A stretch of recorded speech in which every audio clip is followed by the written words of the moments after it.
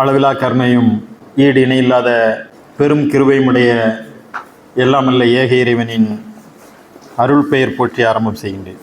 Jamathei இஸ்லாமியின் Dharmapuri கிளையும் my Dharmapuri என்று சொல்லக்கூடிய மிகச் சிறப்பான முறையிலே பல்வேறு அறப்பணிகளை ஆற்றி கொண்டிருக்கக்கூடிய என்ஜிஓ குழுமமும் இணைந்து இதயங்களை இணைக்கக்கூடிய தியாகத் திருநாள் ஈதுல் அல்ஹா என்று சொல்லக்கூடிய ஹஜ்ஜு பெருநாளை முன்னிட்டு ஒரு அருமையான நிகழ்வை இங்கே ஏற்பாடு செய்திருக்கின்றார்கள்.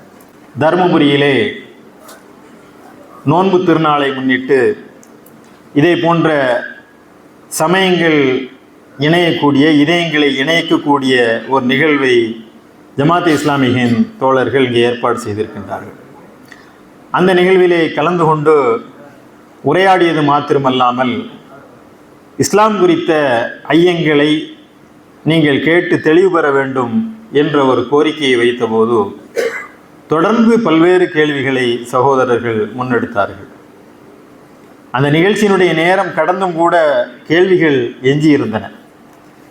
அப்போது அந்த நிகழ்விலே கலந்து கொண்ட மை தருமபுரி நிகழ்வை சார்ந்த பொறுப்பாளர்கள், நாங்கள் இதை போன்ற ஒரு நிகழ்வை ஒருங்கிணைக்க இருக்கின்றோம், நீங்கள் வர வேண்டும் என்ற கோரிக்கையை வைத்தார்கள். பொதுவாக நாங்கள் நோன்பு திருநாளை முன்னிட்டு இஃப்தார் நிகழ்ச்சிகளை நடத்துவது வழக்கம்.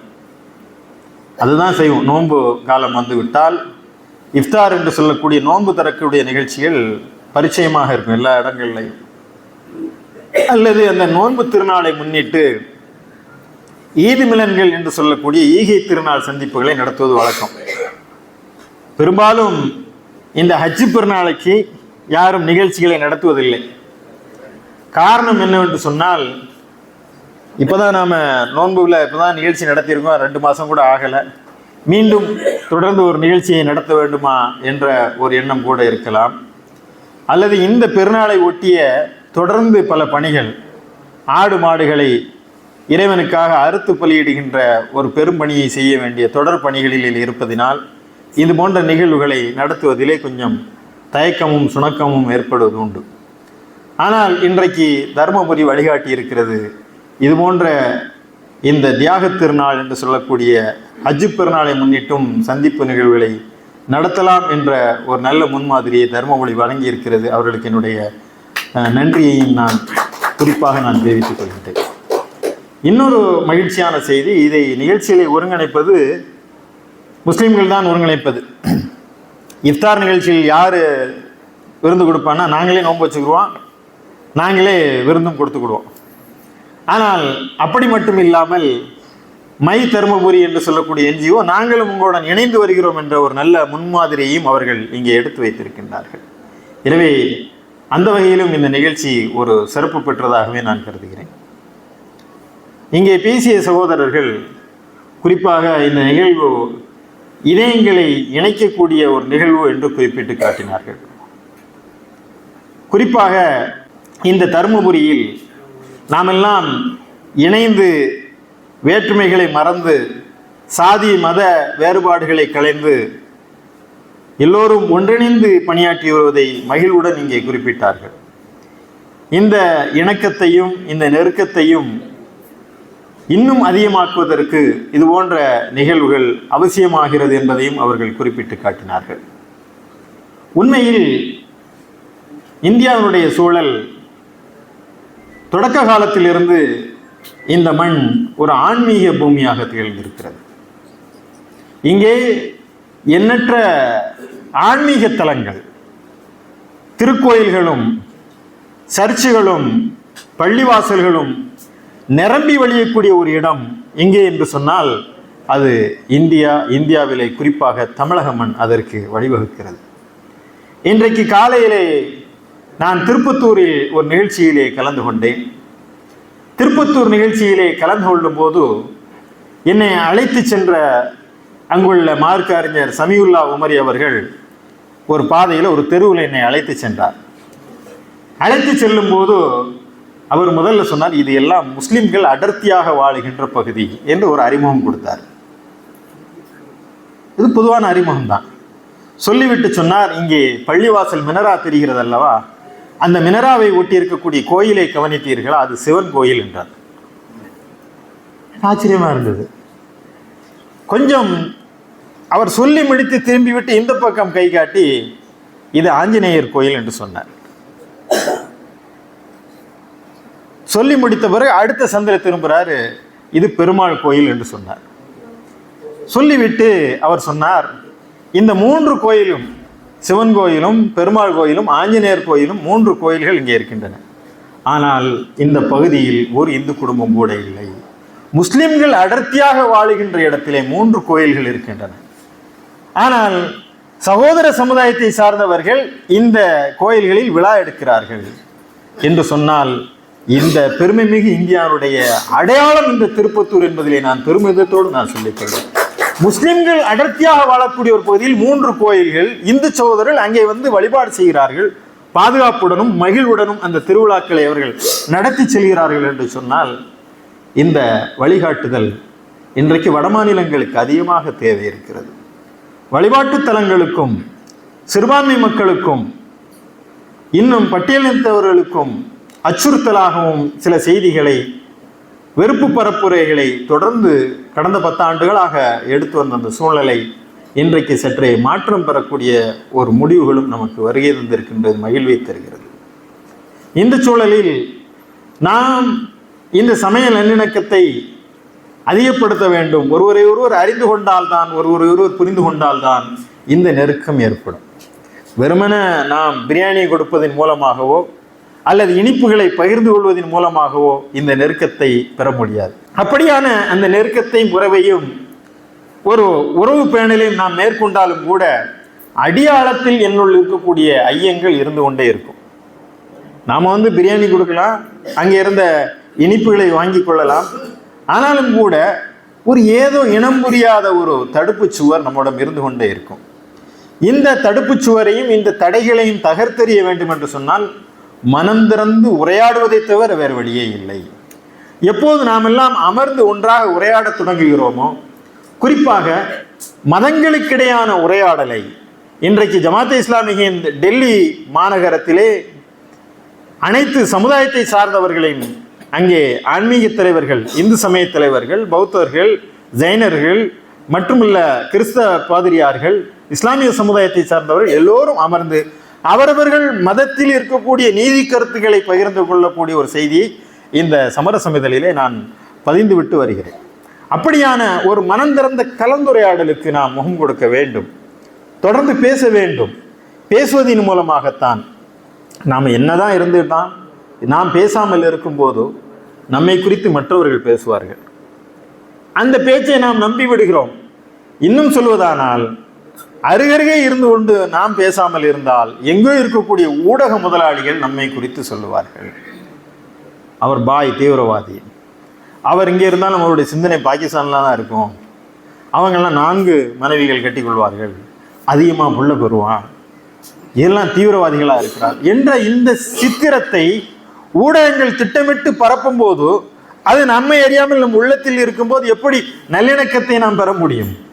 எனவே இந்த போலியான பொய்யான தகவல்களை, தரவுகளை உடைத்தெறிவதற்காக அமர்ந்து பேசும்போது, ஐயங்களை கேட்டு தெளிவு பெறும்போதும் இந்த இணக்கமும் நெருக்கமும் உள்ளபடியே ஏற்படும். எனவே அந்த அறிதலுக்கும் புரிதலுக்குமாக இத்தகைய பண்டிகைகளின் மூலமாக அறிந்து கொள்வோம் என்ற அடிப்படையில் இங்கே சில செய்திகளை பகிர்ந்து கொள்ள இருக்கின்றோம். இது மத பரப்புரை அல்ல. அறிமுகம் என்பது நோன்பு திருநாளை ஒட்டி நாங்கள் ஏன் நோன்பு வைக்கின்றோம், பட்டினி கிடப்பதனால் என்ன மாற்றம் வந்துவிடும், ஏன் தொழுகைக்கு நீங்கள் 5 வேளை பள்ளிவாசலுக்கெல்லாம் செல்கின்றீர்கள், இந்த பட்டினி உங்களுக்கு எத்தகைய மாற்றத்தை தரும் என்பதையெல்லாம் குறித்து நாம் பேசினோம். இப்போது வரக்கூடிய இந்த பண்டிகை ஹஜ்ஜு பெருநாள் என்று சொல்லக்கூடிய ஈதுல் அல்ஹா என்று சொல்லக்கூடிய ஒரு பண்டிகை. இந்த தியாக திருநாள் எதற்காக இந்த பண்டிகையை நீங்கள் கொண்டாடுறீங்க? இதை எத்தனை சகோதர சமுதாய சொந்தங்கள் தெரிந்து வைத்திருப்பார்கள்? தெரிந்து வைக்கவில்லை என்று சொன்னால் கேட்காதது உங்கள் பிழையா, சொல்லாதது எங்கள் பிழையா? இரண்டும் இருக்கிறது. எவ்வளவு பெரிய ஒரு சமுதாயம் இன்றைக்கு பெரும் திருவிழாவாக ஒரு பெருநாளை கொண்டாடுகிறது. ஏன் கொண்டாடுறாங்க தெரியாது, எதற்காக கொண்டாடுகிறார்கள் தெரியும். இதை அறியும் போதும் புரியும் போது தான் நெருக்கமும் இணக்கமும் ஏற்படும். இந்த ஹஜ்ஜு பெருநாள் என்று சொல்லக்கூடிய இந்த பெருநாளுடைய ஒரு சுருக்கமான செய்தியை நான் உங்களிடம் பகிர்ந்து கொள்ள விரும்புகின்றேன். இது மிக ஆழமான ஒரு செய்தியும் கூட. நபி ஆபிரகாம் என்று கிறிஸ்தவர்களால் அழைக்கக்கூடிய நபி இப்ராஹிம் அவர்களுடைய வாழ்வுடன் தொடர்பு கொண்ட ஒரு பெருநாளாக இந்த ஹஜ்ஜு பெருநாள் இருக்கின்றது. நபி இப்ராஹிம் அவர்கள், ஆபிரகாம் என்று சொல்லக்கூடிய இப்ராஹிம் அவர்கள் தன்னுடைய தந்தையிடம் அவர் சில திருமறை குர்ஆன்ல நீங்க எடுத்து பார்த்தீங்கன்னா அது தொடர்ந்து அந்த வரலாற்றை மிக அழகாக விவரிக்கிறது. தன் தந்தையிடம் அவர் இறைவன் சார்ந்த சில கேள்விகளை கேட்கின்றார். கடவுள் மூடான தேடலை அவர் முன்வைக்கின்றார். என் இறைவன் யார்? என் இறைவன் எப்படிப்பட்டவன்? என் இறைவனுடைய தன்மைகள் என்ன? இறைவனுக்கும் எனக்குமான தொடர்புகள் என்ன? இவை எல்லாவற்றையுமே நாம் ஒவ்வொருவரும், நீங்கள் எந்த மதத்தை சேர்ந்தவர்களாக இருக்கட்டும், ஆனால் ஒரு கேள்வி வேண்டும். மனிதனுக்குத்தான் சிந்திக்கும் ஆற்றல் கொடுக்கப்பட்டிருக்கிறது. நான் யார்? எங்கிருந்து வந்தேன்? எதற்காக வந்தேன்? எங்கே செல்கின்றேன்? இந்த கேள்விகளுக்கான விடை தெரிய வேண்டும். நபி இப்ராஹிம் அவர்கள் தன்னுடைய தந்தையை பார்த்து கேட்கின்றார், என்னுடைய அருமை தந்தையை, என்னை படைத்தது யார்? அவர் சொல்கின்றார், நாங்கள் காலமெல்லாம் வழிபாடு வருகின்ற இன்ன தெய்வங்கள் தான் என்று சொன்னபோது இப்ராஹிம் அதில் கருத்து வேறுபாடு கொள்கிறார். இல்லை, என் அருமை தந்தையே, நான் இதிலிருந்து சற்று மாறுபடுகிறேன். என் இறைவனை குறித்த ஒரு ஆய்வு எனக்கு தேவை இருக்கிறது என்று சொல்லி தந்தைக்கும் மகனுக்குமான மோதலாக அது வெடிக்கிறது. வீட்டை விட்டு வெளியே கிளம்புகிறார். இந்த ஹஜ்ஜுடைய வரலாற்றை நீங்கள் அங்கிருந்து நீங்கள் பார்க்கணும். வீட்டை விட்டு வெளியே திரும்பிய இப்ராஹிம் திருமறை குர்ஆன் அழகாக, மிக அழகாக அதை சுட்டி காட்டுகிறது. ஆமாம், அதெல்லாம் கடவுள் இல்லைன்னு சொல்லிட்டோம். என்னுடைய இறைவன் யார்? அப்போது அவர் வானத்தின் பக்கம் தன்னுடைய தலையை உயர்த்தி பார்க்கிறார். நட்சத்திரங்கள் மின்னுகின்றன. அப்போ இந்த நட்சத்திரங்கள் எல்லாம் என்னுடைய இறைவனாக இருக்குமா என்ற ஒரு கேள்வி அவருக்கு இருக்கிறது. இருக்கலாம் என்று எண்ணிக்கொண்டிருக்கும் போது அவர் திருப்பி பார்க்கிறார். இல்லை, இந்த நட்சத்திரங்களால் எனக்கு என்ன செய்துவிட முடியும்? எனக்கு எதுவுமே பங்களிப்பு செய்யாத அல்லது தூரத்தில் மின்னுகின்ற இந்த நட்சத்திரங்களை நான் எப்படி இறைவனாக ஏற்றுக்கொள்வது? கொஞ்ச நேரத்தில் பார்க்கிறார், அங்கே நிலவு பிரகாசிக்கிறது. அப்போ பார்க்குறார், இது அதை விட கம்பேர் பண்ணும்போது பெருசாக இருக்கு, கொஞ்சம் சாந்தமான ஒளியாக இருக்கிறது. எனவே இந்த நிலவை நான் கடவுளாக ஏற்றுக்கொள்ளலாமா என்று ஆய்வு செய்கிறார். அவர் கொஞ்சம் ஒரு ஆறுதல் அடைகிறார். இரவு கடக்கிறது, நிலவு மறைந்து விடுகிறது. சந்திரன் மறைந்த பிறகு அதிகாலையிலே சூரியன் உதயமாகிறது. கதிரவன் உதயமானதும் அது மிக பிரகாசமான வெளிச்சத்தை ஏற்படுத்தும் போது இப்ராஹிம் சொல்கின்றார், இது ஏன் என்னுடைய இறைவனாக இருக்கக்கூடாது என்று அவர் தன்னுடைய முடிவை மாற்றுகிறார். அந்த சூரியனை கடவுளாக ஏற்றுக்கொள்ளலாமா என்ற தன்னுடைய ஆய்வை அவர் நிகழ்த்தி கொண்டிருக்கும் போது மாலை வேளையில் அந்த சூரியனும் மறைந்து விடுகிறது. பிறகு அவர் ஒரு முடிவுக்கு வருகிறார். மறைந்து போகக்கூடிய எதுவுமே என்னுடைய இறைவன் கிடையாது, என்னுடைய படைத்த ஒரே இறைவனின் பக்கம் நான் என்னை திருப்புகின்றேன் என்று சொல்லி அவர் தன்னுடைய வாழ்க்கை பயணத்தை ஓரிரை கொள்கையின் அடிப்படையிலே நீண்ட நெடும் பயணத்தை மேற்கொள்வதாக திருமறை இந்த வரலாற்றை சுட்டி காட்டுகிறது. அப்படியாக அவர்கள் ஒரு பயணத்தை மேற்கொள்ளக்கூடிய ஒரு காலகட்டத்திலே சாரா என்று சொல்லக்கூடிய அவருடைய மனைவியை அழைத்து கொண்டு வருகிறார். அங்கே ஒரு மன்னர் இருக்கின்றார். அந்த கொடுங்கோல் மன்னன் அவர்களை சிறைப்பிடித்து இருவரையும் வைத்து கொண்டு சில இடைஞ்சல்களை கொடுக்கும்போது இப்ராஹிம் அவர்களும் அன்னை சாரா அவர்களும் அவர்களிடம் அந்த மன்னிடமிருந்து ஒரு விவேகமான முறையிலே தப்பித்து வருகிறார்கள். தப்பித்து வரக்கூடிய அந்த சூழ்நிலையில் அந்த மன்னன் இப்ராஹிம் அவருடைய மதிநுட்பத்தை கண்டு ஹாஜிரா என்று சொல்லக்கூடிய எத்தியோப்பியாவை சேர்ந்த ஒரு அடிமை பெண்ணை அவருக்கு அன்பளிப்பாக வழங்குகிறார். இந்த ஹாஜிராவையும் அழைத்து கொண்டு மனைவி சாராவுடன் அடிமை பெண் ஹாஜிராவையும் அழைத்து கொண்டு நபி இப்ராஹிம் அவர்கள் இந்த பயணத்தை நிறைவு செய்வதற்காக வரும்போது வயதாகிவிட்டது இப்ராஹிமுக்கு. சாரா அம்மையாருக்கு ஒரு எண்ணம் தோன்றுகிறது, நாம் இருவருக்கும் வயதாகிவிட்டது, இனிமேல் நமக்கு குழந்தை பெறுவதற்கு வாய்ப்புகள் குறைவு. நான் ஒரு ஆலோசனை சொல்கிறேன், நீங்கள் இந்த ஆலோசனையை நீங்கள் கேட்க வேண்டும். இந்த அடிமை பெண்ணான ஹாஜிராவை நீங்கள் மறுமணம் செய்து கொள்ளுங்கள். இந்த ஹாஜிரா மூலமாக நமக்கு ஒரு மகன் பிறக்கலாம், நமக்கு ஒரு வாரிசு வேண்டும். எனவே நான் மனமோந்து உங்களுக்கு இந்த ஹாஜிராவை மீண்டும் மறுமணமாக செய்து வைப்பதற்கு உடன்படுகிறேன் என்று சாரா அவர்கள் சொல்கின்றார்கள். இப்ராஹிம் அவர்கள் ஹாஜிரா என்று சொல்லக்கூடிய அந்த எத்தியோப்பியாவை சேர்ந்த அடிமை பெண்ணை மனைவியாக ஏற்றுக்கொள்கிறார். ஏற்றுக்கொண்ட பிறகு அவர்களுக்கு ஒரு மகன் பிறக்கிறார், இஸ்மாயில் என்று சொல்லக்கூடிய அந்த மகன். ஆனால் அன்னை சாராவை எதிர்பார்க்காத விதமாக மீண்டும் அடுத்த ஆண்டிலேயே சாராவும் குழந்தை பெற கர்ப்பமுறுகிறார், குழந்தை பெறுகிறார். இஸ்ஹாக் என்று சொல்லக்கூடிய ஒரு மகனை பெற்றெடுக்கின்றார். ஆக இங்கே இந்த இஸ்மாயிலையும் ஹாஜராவையும் அழைத்து கொண்டு இப்ராஹிம் அவர்கள் கை குழந்தை இஸ்மாயிலுடன் ஒரு பாலைவனத்திற்கு ஒரு நீண்ட பயணத்தை மேற்கொள்கின்றார்கள். நான் சுருக்கமாக சொல்கின்றேன். அந்த பாலைவனத்தில் அங்கே இருக்கக்கூடிய ஒரு இடத்தில் மனைவியையும் குழந்தையும் தன்னந்தனியாக விட்டுவிட்டு வீட்டிற்கு திரும்பக்கூடிய ஒரு சூழ்நிலை. அப்போ மனைவி கேட்கின்றார், இப்ராஹிமே, என்ன இது? ஆள் அரவமற்ற ஒரு இடத்துல கை குழந்தையை விட்டு நீங்கள் எங்களை தன்னந்தனியாக விட்டு செல்கின்றீர்களே, ஏன் என்று கேட்கின்றார். அப்போ நபி இப்ராஹிம் அவர்கள் சொல்கின்றார்கள், இறை தூதரவர், எனக்கு இறைவன் புறத்திலிருந்து ஒரு கட்டளை வந்திருக்கிறது, மனைவியையும் குழந்தையையும் தன்னந்தனியாக விட்டு வர வேண்டும், இது ஒரு சோதனை என்று. அந்த அடிப்படையில் உங்கள் இருவரையும் நான் விட்டு வருகிறேன் என்று சொல்கின்றார். அப்போ அந்த மனைவி ஹாஜரா அவர்கள் சொல்கின்றார்கள், இது இறைவனுடைய கட்டளை என்று சொன்னால் நீங்கள் தாராளமாக எங்களை விட்டு செல்லுங்கள் என்று சொன்னார். இப்ராஹிம் அவர்களை தனித்து விட்டு வருகிறார். அங்கே அந்த ஹாஜரா அவர்கள் பாலைவனத்திலே 3வது நாள் 3 நாட்கள் குழந்தையை வைத்து கொண்டு இருக்கின்ற அந்த நீரையும் பேரித்தங்கனியும் கொடுக்கின்றார். 3வது நாள் வருகிறது, தண்ணீர் தீர்ந்து விடுகிறது, பேரித்தங்கனிகளும் தீர்ந்து விடுகிறது. தண்ணீருக்காக அலைபாகிறார். சஃபா என்று சொல்லக்கூடிய ஒரு மலைக்குன்றின் மீது ஏறி எங்காவது தண்ணீர் தென்படுமா என்று பார்க்கிறார், யாராவது வருகிறார்களா என்று பார்க்கிறார். மனித சஞ்சாரமே இல்லாத அந்த இடத்திலிருந்து தொலைவில் காணல் நீர் இருக்கிறது, அந்த காணல் நீரை நோக்கி ஓடுகிறார். மர்வா என்று சொல்லக்கூடிய மலைப்பகுதி இருக்கிறது, அதில் ஏறி நின்று இங்கே பார்த்தால் இங்கே தண்ணி தெரிகிறது. இந்த சஃபாவுக்கும் மர்வாவிற்குமாக 7 முறை ஓடும்போது இஸ்மாயில் அலைஹிஸ்ஸலாம் அவருடைய காலடியிலிருந்து இறைவன் புறத்திலிருந்து ஜம்சம் என்று சொல்லக்கூடிய ஒரு நீரூற்றை இறைவன் ஏற்பாடு செய்கின்றான். அந்த நீரூற்று பெறுகிறது. இதுதான் இந்த அவர்களுடைய வரலாறு. அதற்கு பிறகு இஸ்மாயில் அவர்களை மகன் இஸ்மாயில் வளர்ந்ததும் இஸ்மாயிலை அறுத்து பலியிட வேண்டும் என்று இறைவன் கட்டளையிடுகின்றான். நபி இப்ராஹிம் அவர்கள் இஸ்மாயிலை மீண்டும் அறுத்து பலியிடுவதற்காக அழைத்து சென்றபோது இஸ்லாம் நரபலியை தடை செய்கிறது.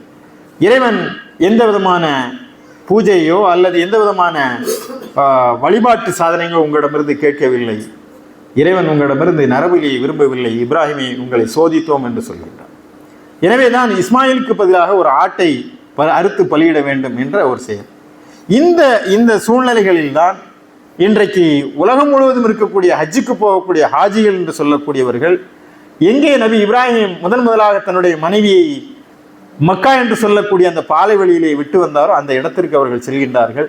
அங்கே இப்ராஹிமும் இஸ்மாயிலும் கட்டிய அவர்கள் புதுப்பித்து கட்டிய கஅபா என்று சொல்லக்கூடிய இறை ஆலயத்தை தரிசிப்பதற்காக இங்கிருந்து உலகம் முழுவதும் இருக்கக்கூடிய ஹாஜிகள் செல்கின்றார்கள். அங்கே எங்கே தண்ணீருக்காக ஹாஜரா அவர்கள் ஓடினார்களோ அங்கே உலகத்தில் இருக்கக்கூடிய எல்லா ஹாஜிகளும் புனித பயணிகளும் அந்த இடத்துல ஓடுகிறார்கள்.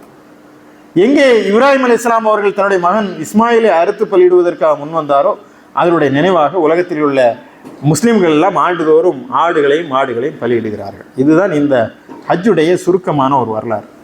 ஏன் இந்த வரலாற்றை நான் உங்களிடம் சொல்லுகின்றேன் என்று சொன்னால், இந்த வரலாற்றை கூர்ந்து பார்த்தால் சில செய்திகளை நாம் விளங்கிக் கொள்ள முடியும். இன்றைக்கும் உலகத்தில் உள்ள பெரும் பணக்காரர்கள் தான் ஹஜ்ஜுக்கு செல்ல முடியும். பணக்காரர்களுக்கு தான் கடமை. இஸ்லாத்துடைய 5 கடமைகளில் மிக முக்கியமான கடமை இந்த ஹஜ்ஜுக்கு செல்வதென்று பணக்காரர்களுக்கான கடமை. ஏழைகளுக்கு அது கடமை இல்லை. உடல் நலமும் பொருள் வளமும் இருக்கக்கூடியவர்கள் தான் ஹஜ்ஜுக்கு செல்ல வேண்டும். அந்த ஹஜ்ஜுக்கு செல்லக்கூடிய அந்த ஹாஜிகள் அங்கே அவர்கள் இந்த வணக்க வழிபாடுகள் எல்லாம் ஏன் செய்கின்றார்கள் என்று சொன்னால், ஹாஜரா என்று சொல்லக்கூடிய ஒரு பெண்மணி செய்த செயலை இன்றைக்கும் அவர்கள் செய்கிறார்கள். இஸ்லாம் வழங்கிய பெண் உரிமையினுடைய அடையாளம் ஒரு பெண், அதுவும் ஒரு கருப்பு நிற பெண், ஒரு நீக்ரோ அடிமையாக இருந்தவர், எத்தியோப்பியாவை சேர்ந்தவர், அவர் செய்த செயலை இன்றைக்கு உலகத்தில் உள்ள மன்னரானாலும் சரி யாரானாலும் சரி அவருடைய செயலை நினைவுபடுத்தக்கூடிய அளவிற்கு இன்றைக்கு அந்த ஹஜ்ஜுடைய கிரியைகள் எல்லாம் இருக்கின்றன. நபி இப்ராஹிமுடைய அந்த வழிமுறைகளை எல்லாம் நாங்கள் செய்கின்றோம். இப்போ ஒரு கேள்வி எழலாம், இங்கே இருக்கக்கூடிய ஏராளமான பள்ளிவாசல்களை விட்டு ஏன் நீங்கள் அங்கே இருக்கக்கூடிய காபா என்று சொல்லக்கூடிய மக்காவில் இருக்கக்கூடிய இந்த இறை ஆலயத்தை தரிசிக்கின்றீர்கள்? இறைவன் எல்லா இடத்துலையும் தான் இருக்கிறான். முஸ்லிம்களை பொறுத்தவரை உருவ வழிபாடோ அல்லது சிலை வழிபாடோ நாங்கள் செய்வதில்லை. எந்த பள்ளி வாசலில் வேண்டுமானாலும் தொழலாம். இங்கே இவ்வளோ பள்ளிகள் இருக்கும்போது ஏன் அந்த காபா என்று சொல்லக்கூடிய இறை ஆலயத்திற்கு நீங்கள் செல்ல வேண்டும் என்ற ஒரு கேள்வி எழலாம். எதற்காக செல்கின்றோம் என்று சொன்னால், இங்கே பள்ளிவாசல்களிலே தொழுகைக்கு நீங்கள் பார்க்கலாம். தர்மபுரியில் பள்ளிவாசல்கள் இருக்குது. இந்த பள்ளிவாசலில் ஒவ்வொரு நேரமும் அல்லாஹ் அக்பர் அல்லாஹ் அக்பர் என்ற அழைப்பு வரும். அழைப்பு வந்தோன்னு எல்லாமே பள்ளிவாசலுக்குள்ளே போவோம். தொழுகையில் வரிசையில் நினைப்போம். தொழுகு முடிந்ததும் நாங்கள் வந்து விடுவோம். மீண்டும் அழைப்பு. ஒரு நாளைக்கு 5 வேளை தொழுகை. இந்த 5 வேளை தொழுகையில் பார்த்தோம் என்று சொன்னால் எல்லோருமே சரிசமமாக நிற்போம். இன்றைக்கு மாவட்ட காதி அவர்கள் இருக்கின்றார்கள், இங்கே ஜமாத் தலைவர் அவர்கள் இருக்கின்றார்கள். அவர்கள் ஒரு 5 நிமிஷம் லேட்டாக போயிட்டாங்க, அல்ல இந்த நிகழ்ச்சியில் இருக்காங்க, தொழுகைக்கு போகலாம், அங்கே தொழுகையில் நிற்காது. அது யார் வேண்டுமானாலும் இந்த தொழுகை நடத்திடுவாங்க. அல்லது இவங்க ஹாஜியே ஒரு 10 நிமிஷம் லேட்டாக போனான்னா கடைசி வருஷம் தான். அவர்கள் அங்கே சரிசமமாக நிற்க வேண்டும். அந்த ஆலயத்திற்குள் நுழைந்தால் அங்கே உயர்ந்தவன் தாழ்ந்தவன் என்ற அந்த வேறுபாடு இல்லை, நிறை வேறுபாடு இல்லை. உயர்ந்தவன் தாழ்ந்தவன் என்ற வேறுபாடு இல்லை. அனைவரும் ஆதத்தின் பிள்ளைகள், அனைவரும் சீப்பின் பற்களை போல் சமமானவர்கள் என்பதை வெறும் தத்துவமாக சொல்லாமல் ஒவ்வொரு நாளும் 5 வேளை பள்ளிவாசல்களில் சரிக்கு சமமாக நிற்க வைத்து ஒரு சமத்துவ பாடத்தை இஸ்லாம் வழங்குகிறது. இது உள்ளூர் சமத்துவம் என்று சொன்னால், ஹஜ் என்பது உலகளாவிய சமத்துவம். அங்கே போகக்கூடிய ஹாஜிகள் எல்லோரும் என்ன செய்ய வேண்டும் என்று சொன்னால், முதல்ல எங்களுடைய இந்த உடைகளை எல்லாம் அகற்றிவிட்டு ஒரு வெள்ளை உடையை எல்லோரும் தரித்து கொள்ளணும். வெள்ளை ஒரு துண்டு மாதிரி இருக்கும், அந்த துண்டை மேலே எடுத்துக்கொள்ளணும், கீழே எடுத்துக்கொள்ளணும். எல்லாருக்கும் அதுதான். ஆண்களுக்கு, பெண்கள் அவர்களுடைய உடைகளில் செல்லலாம். அப்போ இங்கே உலகத்தில் இருக்கக்கூடிய எல்லா இடம், ஜப்பானில் இருந்தோம், ரஷ்யாவில் இருந்தோம், அமெரிக்காவில் இருந்தோம், எல்லெங்கே இருக்கின்றோ அத்தனை பணக்காரர்களும் அங்கே ஒன்று கூடுகிறார்கள். ஒன்று கூடும்போது எல்லோருக்கும் ஒரே வரிசை தான். இங்கே உயர்ந்தவன் தாழ்ந்தவன் இல்லை என்ற அந்த பாடத்தை அழுத்தம் திருத்தமாக சொல்வதற்காக உலகத்தில் உள்ள அனைவரையும் அழைத்து இறைவன் அந்த பாடத்தை காட்டினார். ஒவ்வொரு ஆண்டும் இன்றைக்கு 30 லட்சம் ஹாஜிகள் அந்த இடத்துல குழும்புகிறார்கள். எல்லாரும் ஒரே வரிசை தான். இங்கே இருந்து இசையமைப்பாளர் ஏஆர் ரஹ்மான் எல்லாம் நீங்கள் எளிதாக சந்திக்க முடியாது. அவருக்கென்ற ஒரு உயரம் இருக்கிறது, மிக முக்கியமான ஒரு ஆள். ஆனால் அங்கே போனால் அவர் அப்படியெல்லாம் கிடையாது. அவருக்கென்ற தனியான எந்த ஒரு இதுவும் இல்லை. ஒரு புகைப்படம் ஒன்று பார்த்துருக்கோம். பாகிஸ்தானுடைய அணியுடைய கிரிக்கெட் விளையாட்டு வீரர் சாதாரண அந்த கட்டாந்தரையிலே தலை வைத்து படுத்து தரையிலே கல்லில் படுத்து கிடந்த ஒரு காட்சியெல்லாம் வந்தது. அங்கே போய் எல்லோரும் சமம். மன்னரும் வருவார். மன்னருக்கென்று தனி வாசல்கள், தனி இடமெல்லாம் கிடையாது. எல்லோரும் ஒரே நேரத்தில் எங்கே சுற்றி வர வேண்டும். எல்லோரும் கருப்பர்கள் இருப்பார்கள். நான் அந்த ஹஜ்ஜுக்கு செல்லக்கூடிய ஒரு வாய்ப்பு எனக்கு கிடைத்திருக்கிறது. பக்கத்தில் பார்த்தா அவர் நீக்ரோ, கருப்பு உயரமானவர் இருப்பார். இந்த பக்கத்தில் ஒரு வெள்ளையர் இருப்பார். வெள்ளையர், கருப்பர், எல்லாவற்றையும் நீங்கள் கடந்து எல்லாம் அந்த ஜனத்திரளிலே ஒன்று வரும்போது நமக்கு ஒரு உணர்வு ஏற்படும். மால்கம் எக்ஸ் அவர்கள் சொல்கின்றார், அவர் அந்த நிறவழி கொள்கையினுடைய அந்த கொடுமையை அனுபவித்தவர். அவர் சொல்கின்றார், வெள்ளையர்கள் மீது எனக்கு தீராத வெறுப்பு இருந்தது. வெள்ளையர்கள் கருப்பர்களை வெறுத்ததைப் போல பல மடங்கு நான் வெள்ளையர்களை வெறுத்தேன். அவர்களின் நிழலில் கூட நிற்கக்கூடாது என்று சொன்னேன். ஆனால் நான் இந்த ஹஜ் என்று சொல்லக்கூடிய அந்த ஜனத்திரளிலே ஒன்று சேரும்போது, வெள்ளையர்களோடு ஒன்று வரும்போது என்னுடைய கொள்கை தவறு என்று உணர்ந்தேன். நீங்க நிறத்தால் யாரும் உயர்ந்தவர் தாழ்ந்தவர் இல்லை.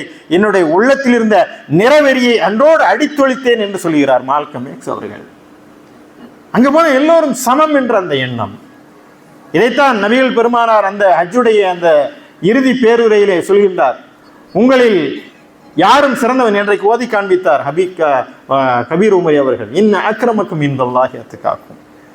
அந்த மக்கத்து பெருவெளியிலே இறுதி பேருரையை நபிகளார் ஆற்றுகிறார். கற்பனை விட வெள்ளையனோ, வெள்ளையனை விட கற்பனோ சிறந்தவன் அல்ல. அரபியனை விட அரபியன் அல்லாதவனோ, அரபியன் அல்லாதவனோட அரபியனோ சிறந்தவன் அல்ல. உங்களில் சிறந்தவன் இறைவனை பயப்படக்கூடிய அக்ரமக்கும் இந்தல்லாஹி அத்காக்கும். நிறத்தால், குலத்தால், மொழியால், படிப்பால், பணத்தால் எவரும் இங்கே சிறந்தவன் இல்லை. எல்லோரும் இறைவனுடைய அடிமைகள் என்ற ஒரு எண்ணம். சாதிகளை, ஏற்றத்தாழ்வுகளை அறுத்தறிந்தது இஸ்லாம் இந்த சமத்துவ மாநாட்டின் மூலமாக. ஒவ்வொரு முஸ்லீமும் அந்த ஜனத்திரளில் கலந்து கொள்ளும் போது தன்னை உலக குடிமகனாக உணர்கிறான். நான் இந்த உலகத்தினுடைய ஒரு குடிமகன் என்ற ஒரு உணர்வை, ஒரு தேசத்தினுடைய, ஒரு நாட்டினுடைய பிள்ளையாக இல்லாமல் உலகத்தினுடைய ஒரு அடிமையாக இறைவனுடைய அந்த ஜனத்திரளிலே, அந்த மக்கள் திரளிலே அவன் கலந்து கொள்ளும் போது அந்த பாடத்தை உணர்கிறான். அங்கே ஏற்றத்தாழ்வுகள் இல்லை. அங்கே பார்க்கக்கூடிய நிறவேற்றுமை இல்லை, இனவேற்றுவா. இந்த நாட்டான் இந்த நாட்டான் என்ற நாடுகள், மொழி எல்லாவற்றையும் கடந்து. ஆனால் இன்றைக்கும் இங்கே மொழி உளவு மேலோங்கி இருக்கிறது. இந்த மொழி பேசக்கூடியவர்கள் தான் சிறந்தவர்கள். இஸ்லாத்தின் பார்வையில் மொழிக்கு எந்த சிறப்பும் கிடையாது. அரபு மொழிக்கென்று எந்த தனி சிறப்பும் கிடையாது. நபிகளார் அரபு தேசத்தில் பிறந்தார். நபிகளாருக்கு குரான் அரபு மொழியில் இறக்கிடப்பட்டதுன்றதனால் அந்த அரபு மொழியிலே இன்றைக்கு குரான் இருக்கிறது. அரபு மொழியிலே நாங்கள் தொழுகை நடத்துகிறோம் தவிர அந்த மொழி சிறந்தது என்ற அடிப்படையில் எல்லாம் இல்லை. எந்த மொழியும் சிறந்த மொழி இல்லை. இப்போ நான் சொல்லிக்கலாம், தமிழ் மொழி சில இலக்கண அடிப்படையிலே செம்மொழி என்ற அடிப்படையில் மொழி உன்னதமான மொழி. ஆனால் அந்த மொழி பேசுவதனால் நான் சிறந்தவன் அல்ல. மொழியால் ஒருவன் சிறந்து விட முடியாது. மொழி சிறந்ததா என்றால் சிறந்தது. எனவே மொழி பேசுவதனால் நான் உயர்ந்தவன் என்ற அந்த எண்ணத்தை எல்லாம் அறுத்தறிந்து எல்லோரும் சமம் என்ற அந்த உலகளாவிய மாநாட்டிலே இந்த செய்தியை அழுத்தம் திருத்தமாக உணர்வுபூர்வமாக பெற்றுவிட்டு அங்கே இந்த ஹாஜிகள் என்று சொல்லக்கூடியவர்கள் ஊருக்கு திரும்புகின்றார்கள். இந்த பாடம் அவர்கள் அன்னை ஹாஜிரா அவர்கள் ஓடிய ஓட்டத்தை இன்றைக்கும் அந்த தொங்கோட்டம் ஓடுகிறார்கள். நபி இப்ராஹிம் அவர்கள் எந்த இடத்தில் நின்றார்களோ அந்த இடத்திலே நின்று தொழுகிறார்கள். இந்த பாடத்தை எல்லாம் பெற்றுவிட்டு இங்கே மனிதர் அங்கிருந்து தூய்மையானவர்களாக இங்கே திரும்புவதுதான் இந்த ஹஜ் பெருநாளுடைய மிக முக்கியமான ஒரு சுருக்கமான வரலாறு. இது தெரிந்து கொள்ள வேண்டும், புரிந்து கொள்ள வேண்டும். ஏன் இந்த பண்டிகைக்கு பின்னால் இருக்கக்கூடிய செய்திகள் என்ன என்பதை நான் இங்கே சுருக்கமாக சொல்லியிருக்கின்றேன். அன்பு சகோதரர்களே, இன்றைக்கு இந்த அறிதலும் இந்த புரிதலும் நமக்கு மிக தேவையாக இருக்கின்றது. இதிலிருந்து நமக்கு கிடைக்கக்கூடிய பாடமும் படிப்பினையும் உள்ளத்தில் இருக்கக்கூடிய வேறுபாடுகளை எல்லாம் களைந்து எல்லோரும் ஒருதாய் மக்கள் என்ற உணர்வு. இன்றைக்கு பேசும்போது சகோதரர் சொன்னார், ஒன்றே குலம் ஒருவனே தேவன். எல்லோரும் குலம் ஒன்று என்று சொன்னால் ஒரே இறைவனின் அடிமைகள் என்ற எண்ணத்திலே நாம் எல்லாம் இங்கே வேற்றுமைகளை களைந்து ஒருவருக்கொருவர் அண்ணன் தம்பிகளாக மாமன் மச்சானாக நாம் இன்றைக்கு இருக்கின்றோம் என்று சொன்னால் இந்த புரிதலும் அறிதலும் நமக்கு மிக அவசியமாக இருக்கின்றது. நபி இப்ராஹிம் அவர்கள் ஏற்படுத்தி தந்த அந்த வாழ்க்கையினுடைய அந்த சிந்தனை பாங்கு இஸ்லாம் இன்றைக்கு ஓரிரை தத்துவத்தை உயர்த்தி பிடிக்கிறது என்று சொன்னால் ஒரே இறைவன் தான், அவனுக்கு இணை வைக்கக்கூடாது, இணை துணை இல்லை என்ற அந்த செய்தியையும் இஸ்லாம் அழுத்தமாக சொல்கிறது. எனவேதான் இஸ்லாத்திலே உருவ வழிபாடு இல்லாத ஒரு சூழ்நிலை வந்தது என்று சொன்னால் நாம் இறைவனை எங்கிருந்து வேண்டுமானாலும் அழைக்கலாம். எனவே இங்கே இடைத்தரகர்கள் தேவையில்லை. இங்கே அழைப்பதற்கு நேரடியாக இறைவன் உங்கள் பிடரி நரம்பை விட சமீபமாக இருக்கிறான் என்று. இந்த இடைத்தரகர்கள் இல்லை. எனவே பூசாரிகள் இல்லை, வேற்றுமைகள் இல்லை, சாதிகள் இல்லை, அடுக்குகள் இல்லை. எல்லோரும் ஒரே இனத்திலே ஒரே நிறத்திலே வந்து நிற்கக்கூடிய ஒரு செய்தியைத்தான் இந்த ஹஜ் பெருநாள் என்ற அந்த தியாக திருநாள் நமக்கு இந்த செய்திகளை வழங்கி கொண்டிருக்கிறது. அன்பு சகோதரர்களே, இன்றைய இந்திய சூழ்நிலையில் நாம் இந்த செய்திகளையும் இணைத்து பார்க்க வேண்டும், இணைத்து பேச வேண்டும்.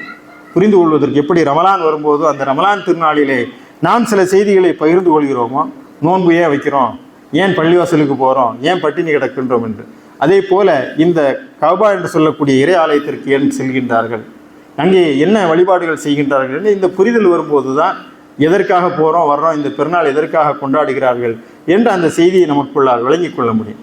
இப்போ இந்த ஜம்ஜம் தண்ணீர் என்று சொல்லக்கூடிய அந்த தண்ணீரை ஹாஜிகள் அங்கிருந்து கொண்டு வருவாங்க. நீங்கள் இன்னும் உணர்ந்து பார்த்தோம் என்று சொன்னால் பாலை வழியிலே அங்கே பெட்ரோல் வரக்கூடிய பூமி, எந்த இடத்துல போட்டாலும் பெட்ரோல் தான் வரும். ஆனால் இந்த ஒரு இடத்தில் மட்டும்தான் தண்ணீர் வருகிறது.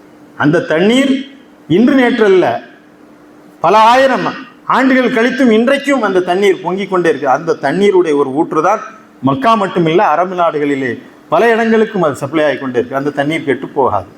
இப்படியெல்லாம் அந்த தண்ணீருடைய மருத்துவ குணங்கள் எல்லாம் இருக்கின்றன. எனவே இந்த ஜம்சம் என்று சொல்லக்கூடிய அந்த நீரை எல்லாம் ஹாஜிகள் அங்கிருந்து இங்கே எடுத்து வந்து இங்குள்ள நண்பர்களுக்கெல்லாம் பகிர்ந்து கொள்ளக்கூடிய ஒரு சூழ்நிலையும் இருக்கின்றது. அருமையான நிகழ்வை ஒருங்கிணைத்த ஜமாத் இஸ்லாமியின் தோழர்களுக்கும் மை தர்மபுரி நண்பர்களுக்கும் என்னுடைய நன்றியையும் வாழ்த்தையும் கூறி இந்த உரையை இந்த அளவோடு நிறைவு செய்கின்றேன். எல்லா புகழும் இறைவன் ஒருவனுக்கு.